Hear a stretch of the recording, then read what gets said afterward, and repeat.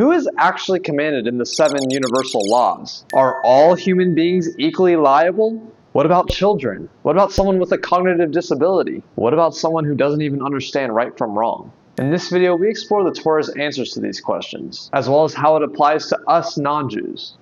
To understand biblical obligation and liability, we have to go back to the story of Adam and Eve. Before Adam and Eve ate from the tree of the knowledge of good and evil, they had significant intellectual capacity.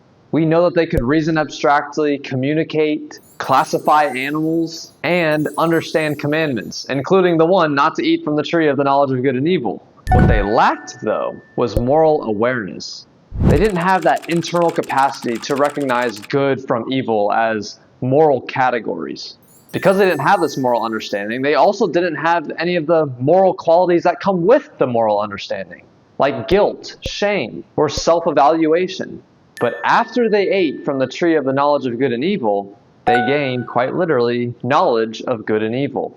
They gained a moral awareness, a moral understanding. Remember, their eyes were open. They were ashamed that they were naked. They became aware of morality. Now at this point, when they gained that moral understanding, they became liable to punishment by God. Remember, God did not punish them before they had this moral understanding. But now that they have it, they can now become liable to punishment. This is the basis from which the sages teach that moral understanding, what in Hebrew you might see as da'at, is a requirement for legal responsibility and punishment. So let's recap before we move further.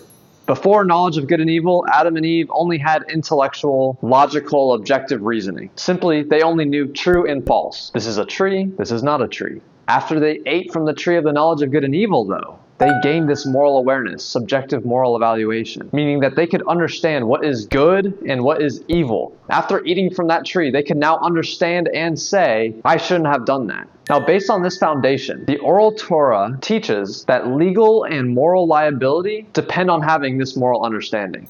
The Oral Torah then goes on to list 3 categories that are presumed to lack this moral understanding: a katan, a minor, a cheresh, a deaf mute, and a shoteh, roughly translated to as like an insane person. The child is not presumed to have moral understanding. A deaf mute, in the time of the sages, was presumed unable to acquire this moral understanding because they didn't have any communicative ability. And an insane person is one whose mind has become disordered, no longer functioning with consistent awareness or moral reasoning. Now, these same 3 categories also apply to us Noahides, us non-Jews. There is, however, one minor difference, and it has to do with obligation and liability. They're similar, but still different. In Judaism, all Jews are considered obligated to keep the commandments, even if they currently lack moral understanding. Those who do lack the moral understanding are exempt from punishment if they transgress, but they are still obligated to keep the commandments. For Gentiles, though, for non-Jews, those 3 categories aren't even considered commanded to keep the commandments. They're not even obligated. Why is there a difference between Jewish obligation and Noahide obligation? In Jewish law, obligation means that God has put a commandment upon you.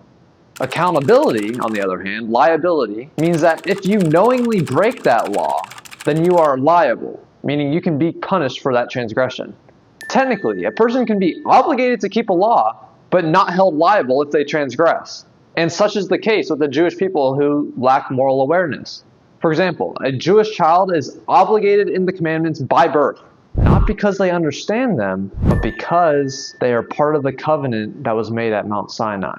But that child won't be punished if they transgress. Here's the distinction. In Judaism, obligation depends upon identity, on being a part of the Jewish people. Jews, whether they have moral understanding or not, are obligated because of the covenant that was made at Mount Sinai. It's said that all Jews were present at Mount Sinai, and thus all of them are obligated to keep the commandments. But the ones who lack moral understanding won't be punished if they transgress. For Noahides, because we don't have that covenant that was made at Mount Sinai with just the Jewish nation, our legal structure is different. Our obligation to keep the 7 laws of Noah is not a national obligation like it is with the Jews. It's an individual obligation. Maimonides, a chief codifier of the Noahide law, states that anyone who accepts upon himself the Noahide commandments, meaning that every individual can accept upon themselves the Noahide commandments and is obligated to do so, but only if they have the capacity to accept and understand the Noahide laws. Unlike many of the Jewish commandments, which include both rational and supra-rational laws, the 7 Noahide laws are fundamentally rational and moral.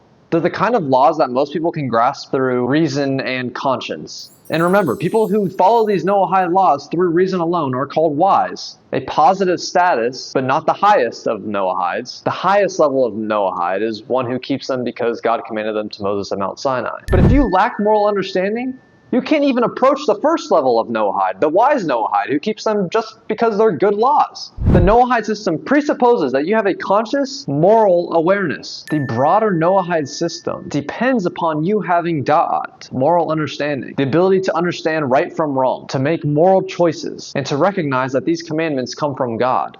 Therefore, non-Jews who lack moral understanding are not even obligated to keep the Noahide laws, because God does not expect a non-Jew to obey commandments that they cannot understand or morally process. So contrasting the example with the Jewish child, the non-Jewish child also can't be held liable for punishment if they transgress the commandments, but they're not even obligated to keep the commandments in the first place. Still though, parents are obligated to teach their children the 7 Noahide laws so that when they become obligated, they will not transgress. So a quick summary of what we just went over. All Jews are obligated, but if a Jew lacks moral understanding, they are exempt from punishment. Not all non-Jews are obligated, only the ones who have moral understanding. And thus, if you're not even obligated to keep the commandment, you're definitely not held liable for punishment if you transgress the commandment. So to summarize, who is actually commanded in the 7 laws of Noah?